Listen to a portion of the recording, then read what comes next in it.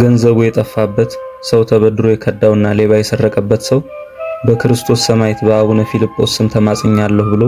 በስማቸው ቢማጸንና ስዕለትን ቢሳል ገንዘቡን ፈጥነው የሚያስመልሱለት፣ ስምህን የጠራ መታሰቢያህን ያደረገ ዜና ገድልህን የጻፈ ያነበበ የሰማ ስሙን በሕይወት መጽሐፍ እጽፍልሃለሁ ብሎ ጌታችን ቃል የገባላቸው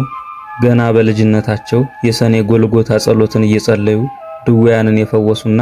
በአጋንንታዊ ኃይል በእሳት ላይ እየተረማመደ አምላክ ነኝ በማለት ሕዝቡን ያስት የነበረውን ጠንቋይ በመስቀል ምልክት አማትበው እንዲቃጠል በማድረግ ሐሰተኛነቱን ለሕዝቡ ገልጠው ስለ ጌታችን የሰበኩ ዓለምን ንቀው ወደ ደብረ ሊባኖስ ገዳም በመሄድ በጻድቁ በአቡነ ተክለ ሃይማኖት እጅ የመነኮሱ የሞተ ሰው ተነስቶ መስክሮላቸው ከአቡነ ተክለ ሃይማኖትና ከአቡነ እጨጌ ኤልሳ ቀጥለው የደብረ ሊባኖስ ገዳም አበምኔት ሆነው የተሾሙ የአባቱን ሚስት ያገባውን ንጉሥ እንደዚህ አታድርግ ብለው ስለገሰጹት ሊያዋርዳቸው በሴቶች መካከል ርቃናቸውን ቢያዞራቸው ጌታችን በዕለተ ዓርብ ርቃኑን መሰቀሉን አስበው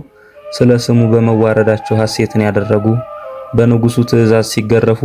በቆሰለው ቁስላቸው ድውያንን የፈወሱ በእስር ቤት ሆነው ከዚህ ልጅ ውጡ የሚል መልእክትን በመጻፍ አጋንንትን ያስወጡ